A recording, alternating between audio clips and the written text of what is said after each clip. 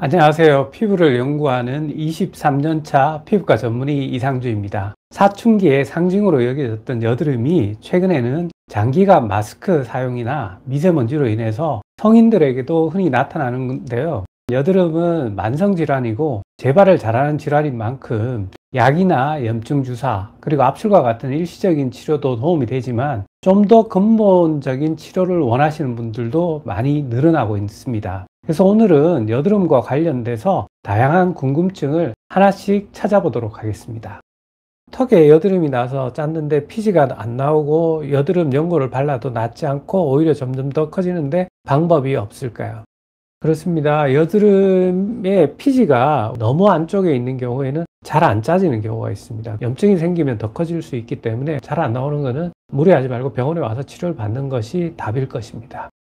겨울이라 그런지 피부가 엄청 건조한데 오히려 여드름이 많이 생기네요. 왜 그런 건가요? 안 나게 하는 방법도 알려주세요.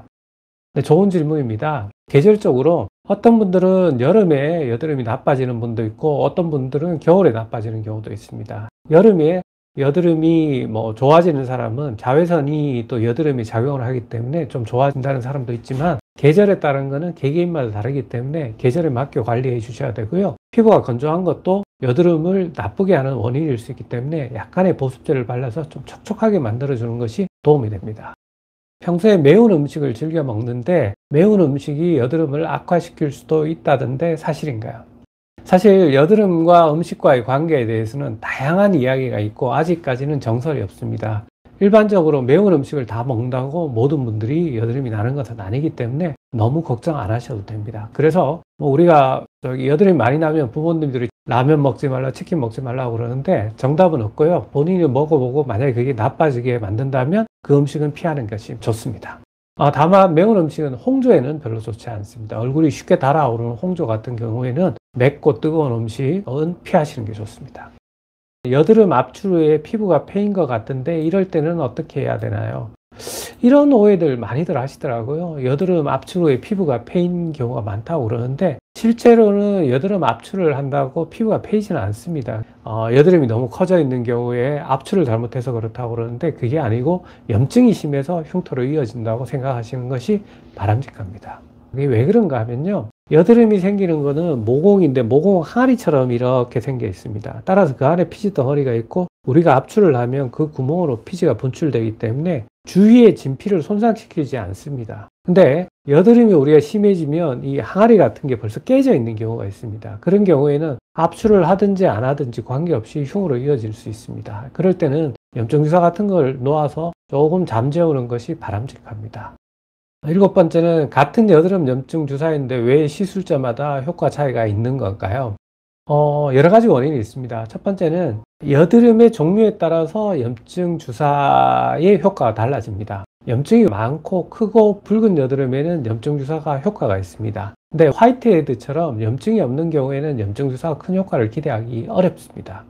두 번째는 무리해서 염증 주사를 놓는 경우는 별로 바람직하지 않습니다. 너무 작은 거에 놓는다든지 아니면 너무 염증이 심해서 주사가 도움이 안 되는 경우에 놓는 경우에도 별로 바람직하지는 않다고 생각하시면 됩니다.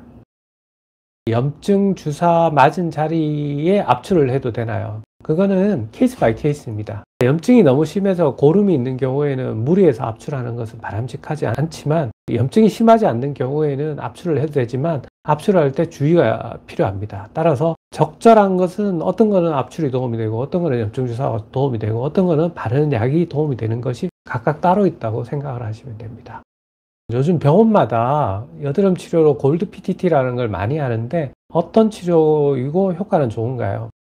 여드름이 왜 생기는가 생각을 해보시면 크게는 피지하고 여드름균 때문에 문제가 되는데 골드 PTT는 피부에 골드 PTT 파티클을 바르게 되면 이 파티클이 모공을 따라 안쪽으로 들어가게 되고 거기에 레이저를 쏘이면 안에서 폭탄처럼 열이 발생되면서 근처에 있는 여드름균과 피지선을 파괴시키는 겁니다. 여드름의 원인이 과다한 피지 때문이기 때문에 피지를 줄여주는 것만 해도 여드름이 많이 좋아집니다. 그리고 원인에 대한 치료이기 때문에 여드름을 좀 근본적으로 치료할 수 있고 일상생활에 지장이 굉장히 적은 치료라고 생각을 하면 됩니다. 특히 여드름이 나는 지성 피부인 경우에 골드 PTT를 하면 피지도 좀 줄기 때문에 치료 효과가 오래 가고 전체적으로 얼굴 톤도 좋아지는 그런 효과도 가질 수 있습니다.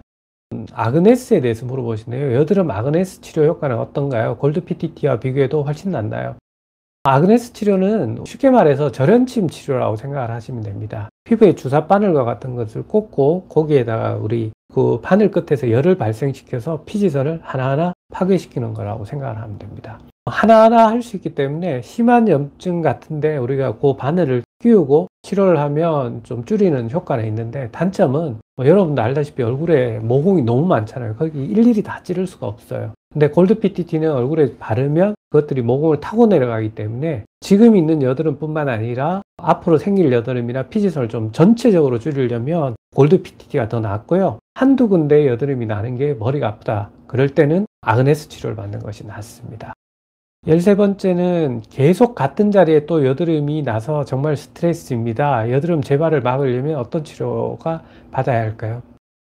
현재까지 여드름 재발을 막는 치료는 크게는 두 가지가 있습니다. 첫 번째는 약을 장기간 복용하는 방법이 있습니다. 보통 이소트레티노인이라는 약물인데, 피지를 억제하는 약물을 본인 체중이 60kg라면 하루에 6달을 한 4개월 정도 이상 꾸준하게 복용하면 여드름 재발률이 많이 주는 것으로 되어 있습니다. 고용량을 긴 기간 동안 먹게 되면 우리가 누적 용량이라고 하는데요. 큐뮬러티브 도즈라고 약물의 용량이 쌓이게 되면 재발을 막을 수 있습니다. 하지만 현실적으로 그렇게 먹으려면 수년간 약물을 복용해야 되고, 그러면 그렇게 복용한 경우에 그럼 100% 여드름이 안 나냐? 아닙니다. 그 정도를 먹으면 상대적으로 한 10명 중에 9명 정도는 여드름이 나는 숫자가 많이 준다는 게 재발 억제 효과라고 보시는 것이 바람직합니다.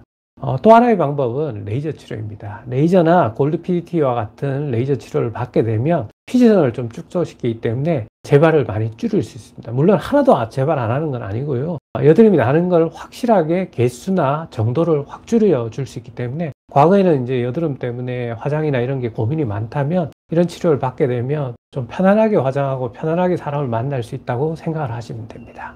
오늘 라이브 방송은 저희가 여기까지 준비했고요. 여드름 치료를 비롯해서 피부와 관련된 궁금증이 있으시면 주제와 관계없이 편하게 댓글이나 아니면 카카오톡으로 올려주시면 정성껏 답변해 드리도록 하겠습니다. 피부과 전문의 이상규였습니다. 감사합니다.